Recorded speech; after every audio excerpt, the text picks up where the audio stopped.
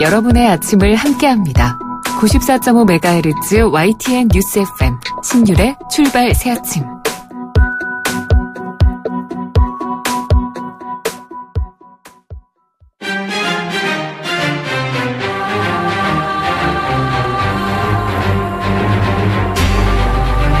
매일 아침을 뉴스로 깨웁니다.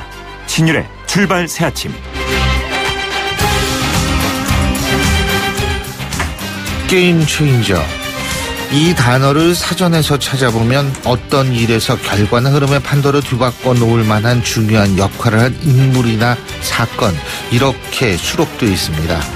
지난 금요일 밤 북한이 쏘아올린 ICBM은 바로 동북아와 한반도를 둘러싼 기존의 룰을 완전히 바꿔놓을 수 있는 중요한 사건이었습니다. 스테이터스 퀘어라는 단어가 있죠. 이 스테이터스 퀘어는 라틴어 스타투스 큐보에서 나온 얘기인데요. 이 스테이터스 퀘어라는 거는 이 현상 유지를 의미하는 건데요. 이 동북아와 한반도의 현상 유지를 완전히 깨버린 사건이 바로 지난 금요일 밤 북한이 쏘아올린 ICBM이었습니다. 이제 북핵 문제는 더 이상 워싱턴만을 향하고 있다고 볼 수 없습니다. 대한민국의 미래와 존립을 근본적으로 흔들 수밖에 없는 사건이 될 수밖에 없다는 얘기인데요. 이런 상황을 보면 지금은 대한민국 건국 이래 최대의 위기 상황이라고 할 수 있을 겁니다. 이제 우리는 어떤 선택을 할 수 있을까요? 우리의 의지대로 한반도의 상황을 통제할 수 있을까요? 우리의 고민은 바로 지금 이 지점에서 출발해야 한다고 생각합니다. 오늘 신율의 출발 새 아침은 바로 이 시점부터 여러분과 함께 고민해 보겠습니다. 신율의 출발 새 아침, 오늘 순서 시작합니다.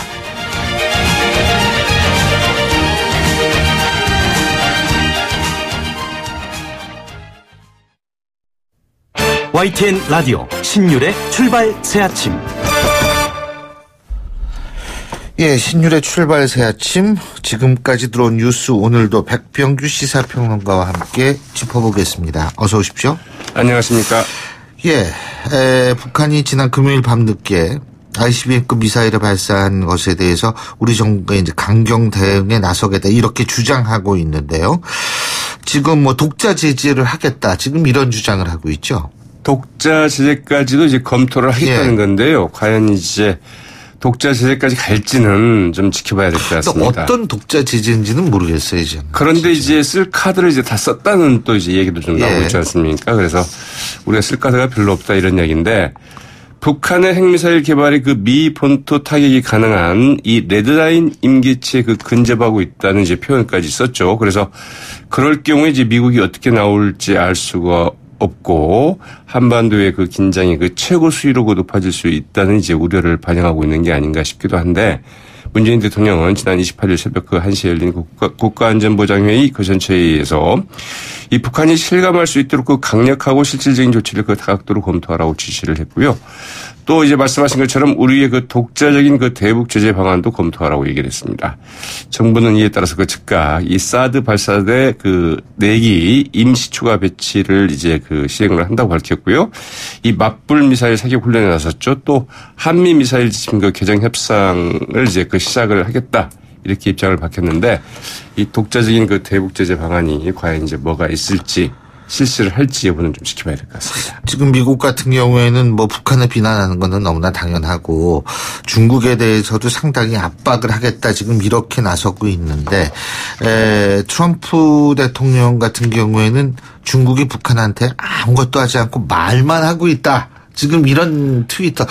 근데 이 트럼프 대통령은 참 트위터를 좋아해요, 보면. 네. 그래서 그 트럼프 대통령이 그 트위터에 이제 오르느냐 안 오르느냐가 굉장히 중요합니다. 저는 근데 정치인들이 이 트위터 하는 거 그렇게 바람직하게 보이지 않아요. 글쎄 말이죠. 그래서 이제 그 중국이 한때 트위터의 사정권에서 벗어나서 조금 이제 한숨을 쉬겠구나 이랬는데, 다시 이제 트럼프 트위터의 그 사정권 안으로 들어왔다, 이제 이런 분석도 나오고 있죠. 그래서 굉장히 좀 어려워질 것 같다, 이런 이야기인데, 근데 사실 그 자신의 그 비서실장까지 그 전격 경질하지 않았습니까? 그러면서 그 국내적으로 큰 어려움을 겪고 있는 트럼프 미 대통령, 현지 시각으로 그 29일 자신의 그 이제 트위터에 중국은 그 말만 할 뿐 우리를 위해서 그 북한에 아무것도 하지 않는다, 이런 상황이 더는 그 지속되도록 허용하지 않을 것이다. 이렇게 얘기를 했습니다. 예.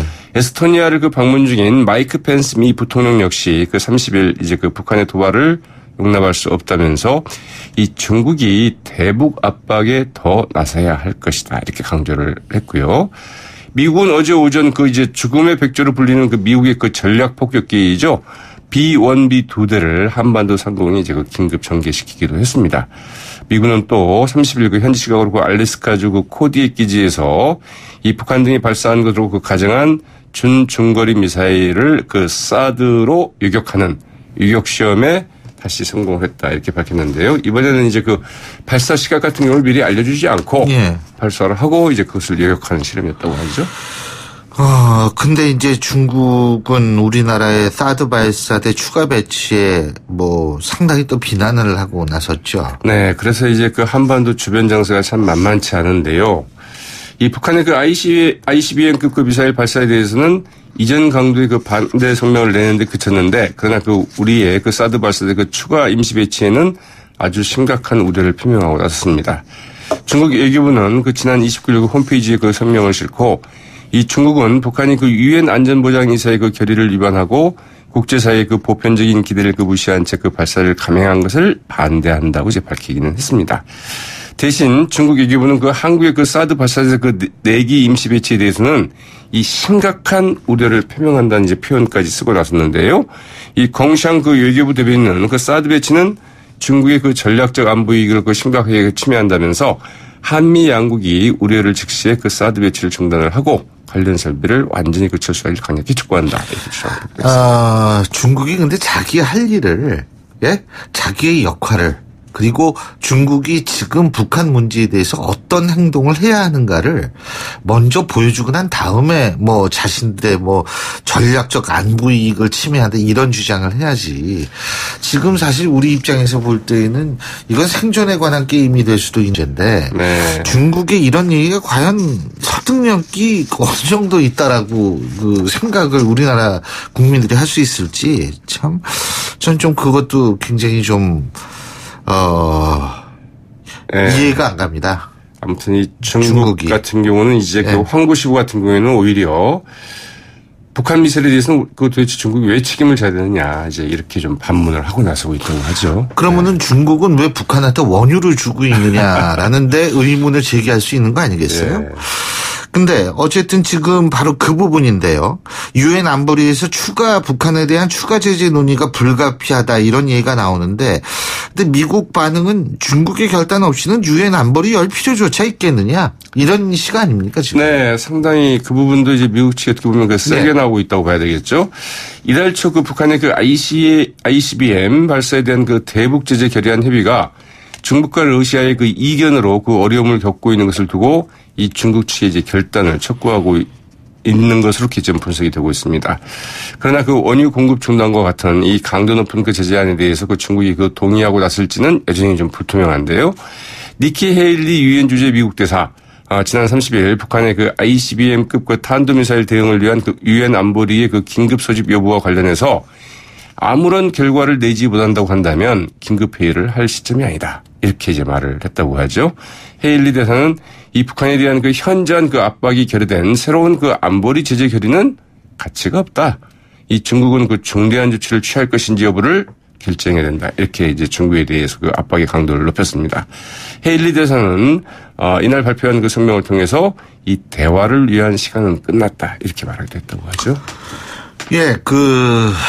근데 이제 자유한국당은 사드 발사대 4기를 임시 추가 배치하겠다라는 우리나라 정부에 대한 입장에 대해서 연내 배치를 완료해야 한다 이런 주장을 하고 나섰는데 어쨌든 빠르면은 8월까지 된다는 거 아닙니까? 네, 그렇죠.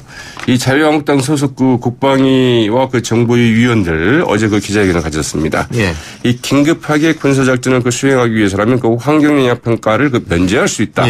사드 조기 배치가 그 가능한데도 그 절차적인 정당성을 운운하면서 그 연내 배치를 지연시키는 이유가 무엇이냐 이렇게 좀 목소리를 높였고요. 바른정당 소속인 그 김영윤 국방위원장 역시 기자회견을 갖고 이 수도권 방어를 위한 사드 추가 배치가 필요하다면서 2, 3개 포대의 그 추가 배치를 미국에 촉구해야 된다는 입장을 밝히기도 했습니다. 그 김영우 위원장과 지금 이제 저희가 직접 입장을 들어보겠습니다. 오늘 말씀 잘 들었습니다. 고맙습니다. 네, 고맙습니다. 예, 지금까지 백병규 시사평론가였습니다.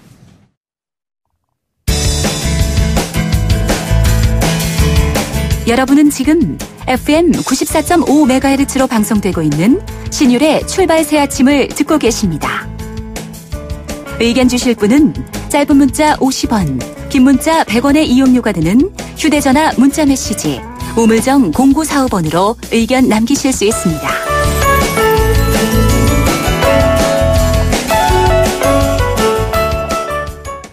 지난 금요일 밤이었습니다. 아마 많은 분들 금요일이라서 불금, 소주라주 한잔 하시고 계셨던 분들도 많으셨을 것 같은데 그날 밤을 강타했던 소식이 있습니다. 북한의 ICBM 발사입니다.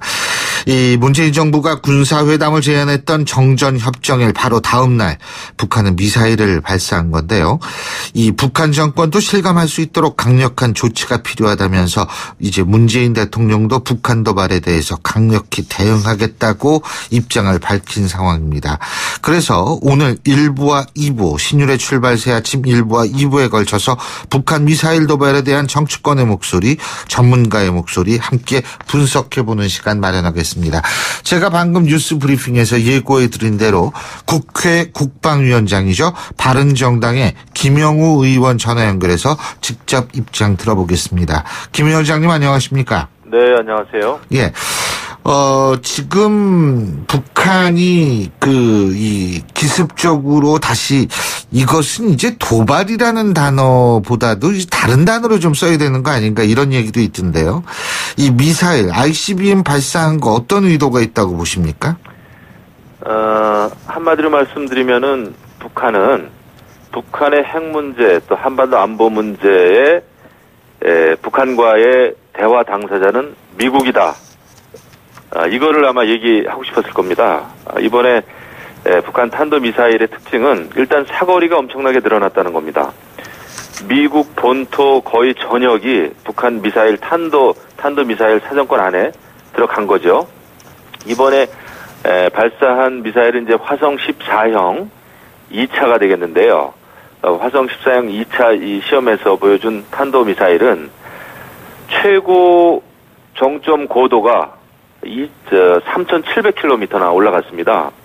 보통 사거리는 고도 곱하기 3이거든요. 네. 정상적인 각도로 발사했다면은 거의 10,000km를 넘어서 한 2,000km.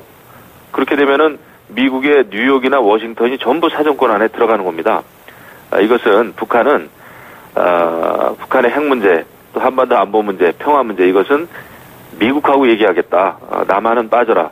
이런 것을 명시적으로 보여줬다고 볼 수 있습니다. 예. 근데 우리가 흔히 통미봉남이라고 얘기를 하는 이런 전법이라는 건 어제 오늘 쓴 거는 아닌데 요새 그게 특히 완전히 가시화되고 있는 것 같아요. 예? 네.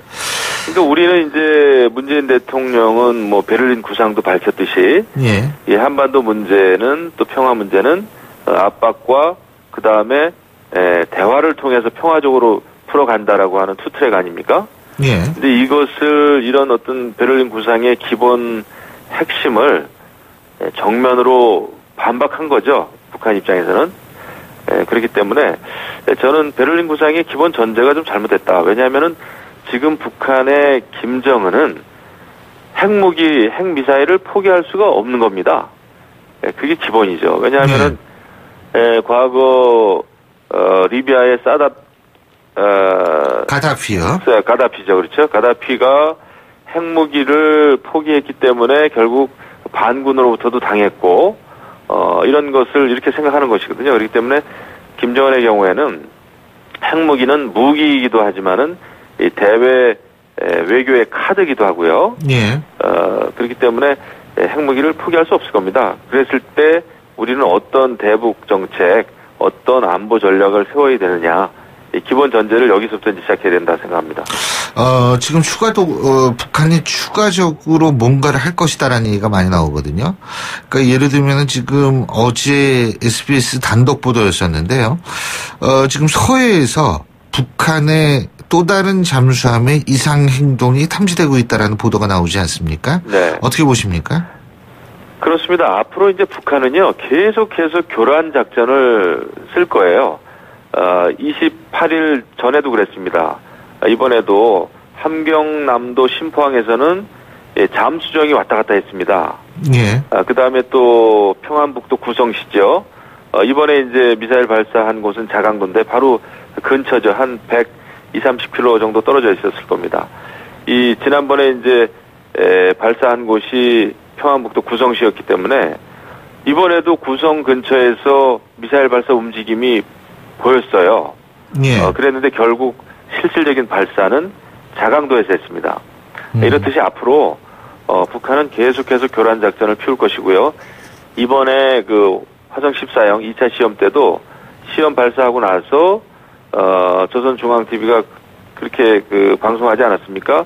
언제 어느 곳에서든지 임의적으로 우리는 미사일을 발사할 준비가 돼 있다.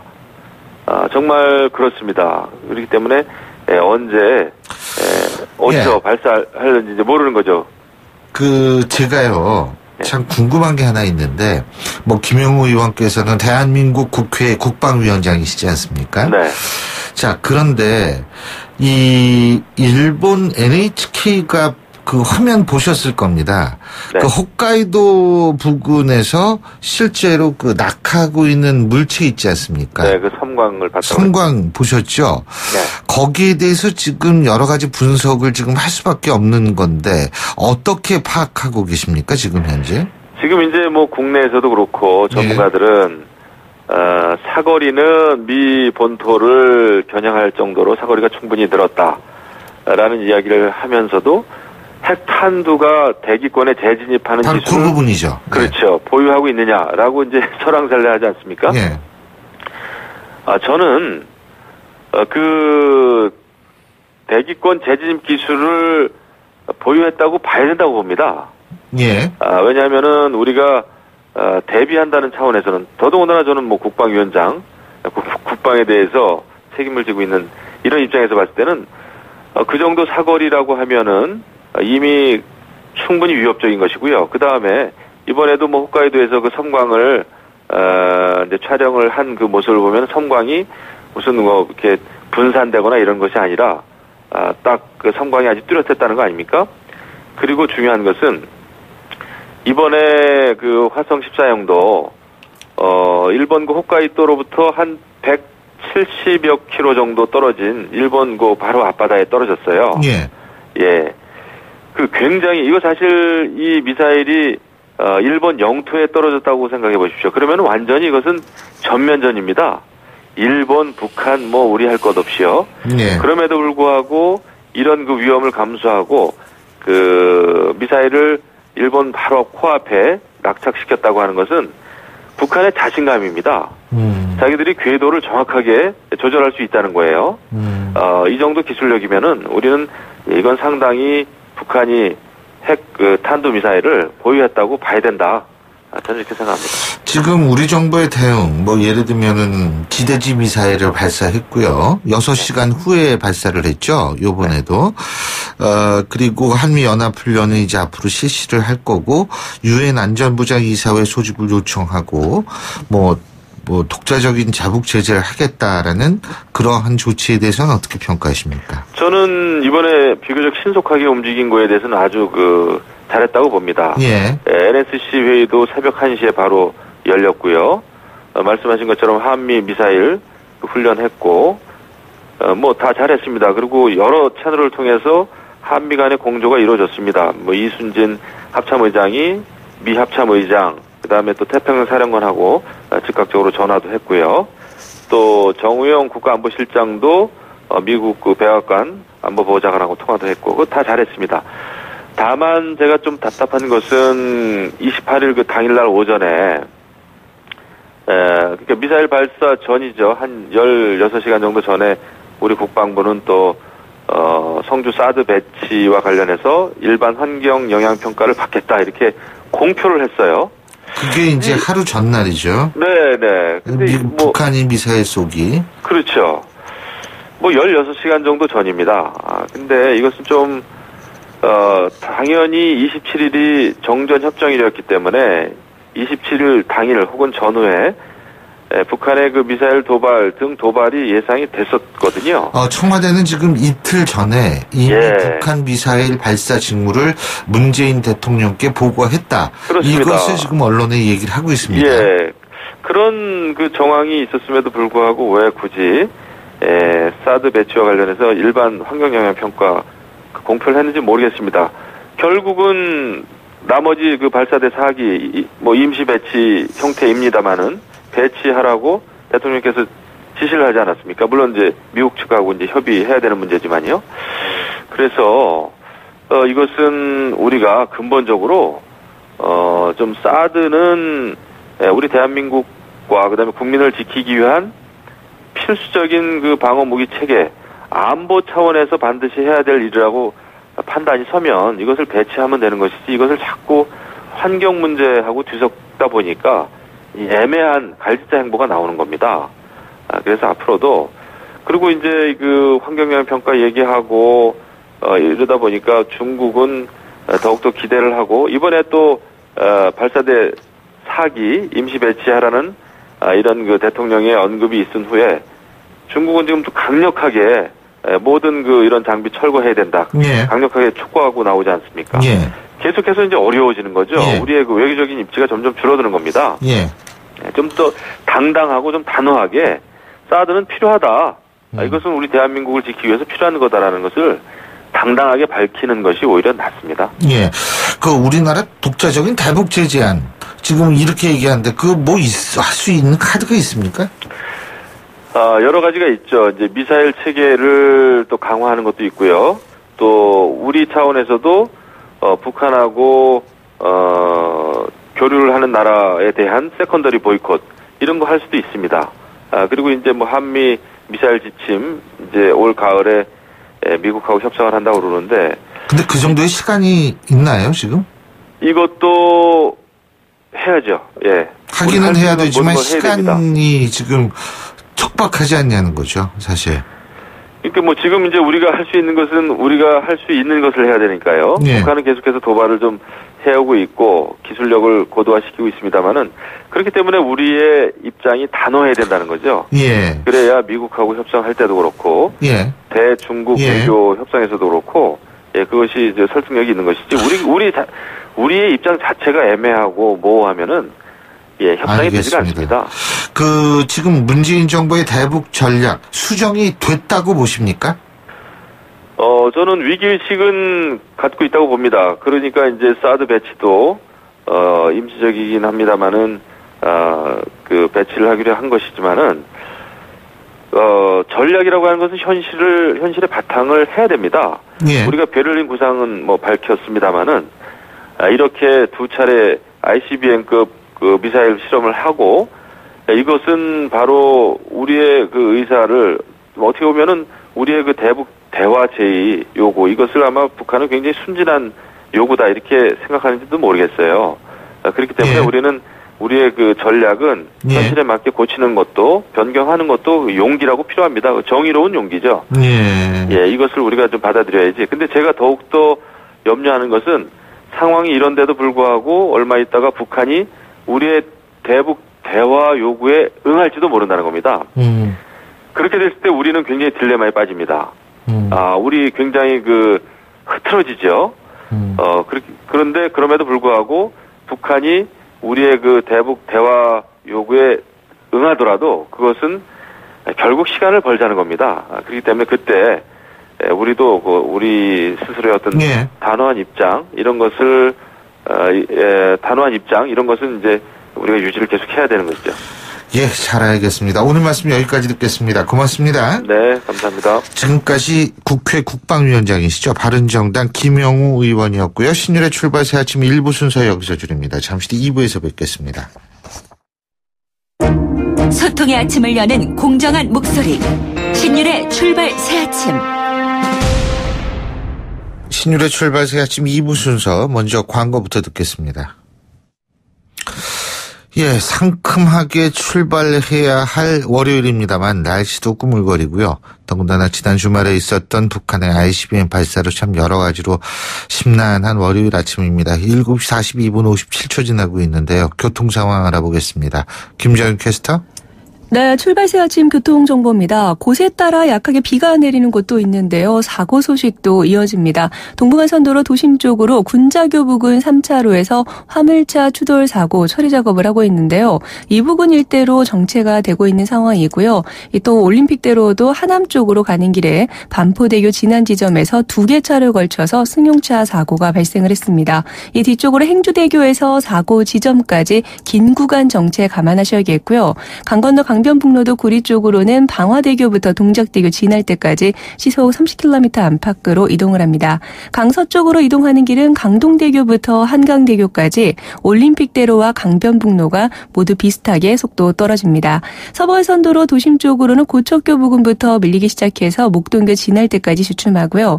외곽으로 가는 길은 목동교 부근 일대부터 신정교, 이후로 철산대교에서 금천교까지 속도 내기가 어렵습니다. 이어지는 내부순환로 성산대교 쪽으로는 기름램프부터 연희램프까지, 반대편 성수동 쪽으로는 홍제램프부터 홍지문 터널까지 차간 거리 좁힙니다. 출발새 아침 교통정보였습니다. YTN 라디오 신율의 출발 새 아침. 예, 앞서 일부에서는 북한의 ICBM 발사에 대한 정치권의 얘기 들어봤는데요. 이번엔 전문가 연결해서 전문가 입장 직접 들어보겠습니다. 동국대학교 북한학과 김용현 교수 전화 연결하겠습니다. 교수님 안녕하십니까? 네, 안녕하십니까? 북한 미사일 발사한 거 있죠? 이 네네. ICBM이요. 이게 워싱턴을 향한 겁니까? 궁극적으로는 서울을 향한 겁니까? 크게 보면 워싱턴을 향했다 그렇게 봐야 됩니다. 예. 왜냐하면 지금 이번 발사 자체가 갖고 있는 성격 자체가 미국에 대한 북한의 그런 ICBM 능력을 명확하게 보여주는 그런 차원의 행보이기 때문에 또 핵과 미사일 관련된 부분은 대체로 미국과의 그런 협상력 또는 미국과의 관계를 풀어가는 데 있어서 북한이 갖고 있는 중요한 카드를 쥐는 이런 차원으로 봐야 되기 때문에 예. 워싱턴을 향한 부분은 명확하다고 봐야 됩니다. 그건 명확한데 제가 이렇게 여쭤본 네네. 이유는 왜 그러냐면 네네. 실제적으로 지금 ICBM의 능력을 미국에게 보여주게 된다면 장기적으로 볼 때 예를 들자면 북한이 우리 대한민국을 향한 무력 어떤 행위를 감행을 한다든지 이랬을 네네. 때 미국에 대해서 미국은 자동적으로 증원되지 않습니까? 그렇습니다. 이 한미 동맹 때문에. 근데 그때 네네. 당신네들 이렇게 하면은 우리 본토에다 ICBM 쏜다 이런 식으로 해가지고 실제적으로 네네. 궁극적으로 우리가 상당한 피해를 볼 가능성. 두 번째는 뭐냐면 주한미군 철수를 부분 철수를 지금 북한도 계속 주장하고 있지 않습니까? 그런데 그 ICBM 개발을 통해서 그러한 본인들의 주장을 현실화시킬 가능성. 결국 이런 것 때문에 제가 여쭤본 거거든요. 무슨 이야기인지는 알겠습니다. 지금 말씀하신 게 이제 궁극적으로는 한국을 겨냥한 측면이 있다 이런 말씀이신가? 그럴 수도 있지 않을까라는 것을 여쭤본 거죠. 예. 물론 이제 그 부분도 일견 저도 동의하는 부분들이 있습니다. 왜냐하면 북한이 갖고 있는 목표 중에 결국 한국에 대한 여러 가지 북한이 갖고 있는 카드들을 또 쓸 수 있는 또 미국을 향해서 쓰는 카드가 결국 한국을 향하는 것이기도 하는 이런 차원에서는 연결되는 부분이라고 봅니다. 다만 지금 상황에서 가장 중요한 부분들은 북한 핵 문제를 풀어가는 데 있어서 핵심적인 부분은 미국에 도달할 수 있는 ICBM 개발 이것이 일단 갖고 그게 있는 중요하겠죠. 그렇습니다. 이것이 갖고 있는 파괴력이 또 미국인들에게 주는 심리적 충격이 워낙 큰 사안이기 때문에 우선은 이제 그 문제에 집중하는 것이 보다 현실적이다 이렇게 봐야 될 것 같습니다. 자, 그렇다면은 이제 제가 좀 두 가지를 여쭤보고 싶은 게 미국의 대응과 우리가 독자적인 대북 제재를 하겠다는 이 두 가지인데요. 첫째, 미국의 대응이 어떨 거라고 예상하십니까? 미국의 대응은 두 가지 측면에서 봐야 됩니다. 하나는 국제 공조를 통한 대응일 수가 있는데요. 이것은 이제 중국 러시아와의 충분한 협의 속에서 나올 수 있는 대응입니다. 그러니까 유엔 차원에서의 안보리 결의안을 이야기를 하는 것인데요. 유엔 차원에서 안보리 결의안은 미국이 생각하는 수준보다는 낮을 가능성이 높습니다. 왜냐하면 중국과 러시아가 지금 취하고 있는 행태는 중국은 이제 사드 문제에 대해서 지금 이야기를 하기 시작을 했고요. 또 하나 러시아 같은 경우는 이번 북한의 발사가 ICBM이 아니다.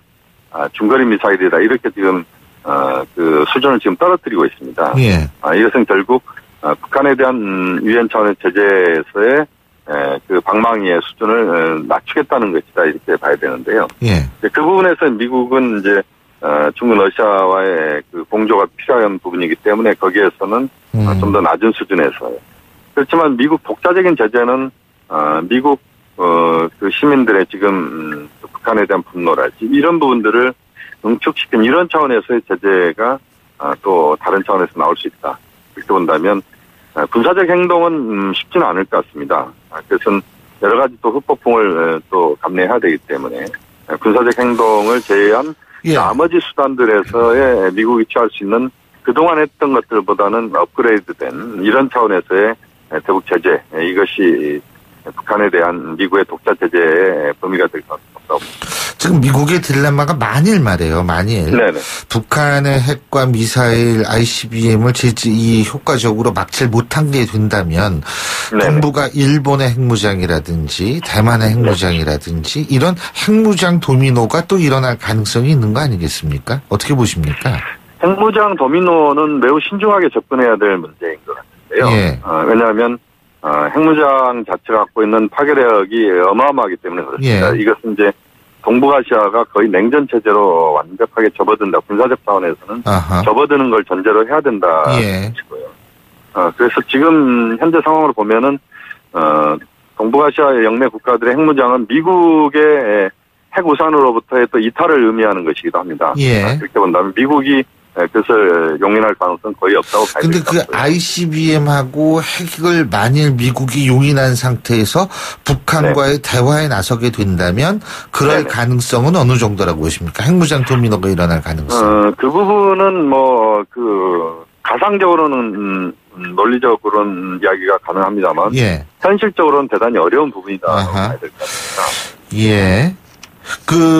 왜 그렇죠? 지금 이제 사드 문제만 갖고도 지금 한국, 중국이 이렇게 지금 어려운 상황을 맞이하고 있고요. 또 주변 국가들이 그 일본 내에서도 우익이랄지 이쪽에서는 예. 핵무장론이 지금 또 솔솔 지금 연기가 피어오르고 있는 건 사실입니다. 예. 그렇지만 핵 보유라고 하는 것 자체가 국가들의 열망과는 또 다른 차원에서의 국제적인 어마어마한 제재가 가해질 수밖에 없는 사안입니다. 지금 북한에 대해서 유엔 차원에서 제재가 가해지고 있는 것이 한국이나 일본, 대만이 핵 보유한다고 해서 가해지지 않는다라고 볼 수 없는 것입니다.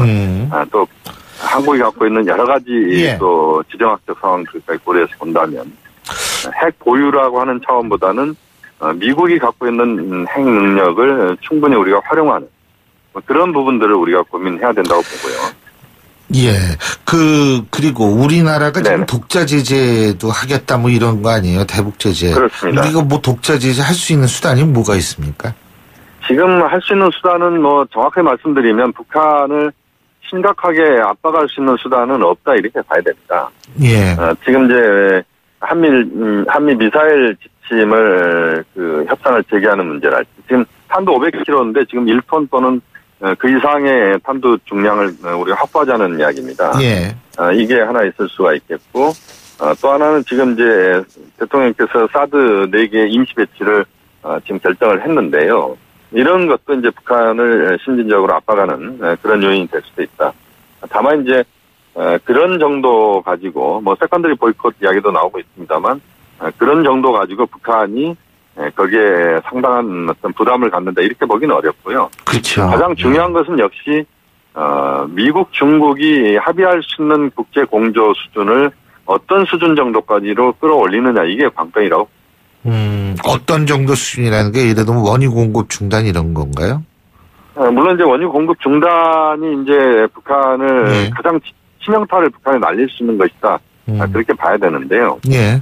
다만 이제 중국은 그동안 계속 이야기는 예. 인도적 차원의 원유 중단, 공급 중단은 예. 있을 수 없다 이런 이야기고.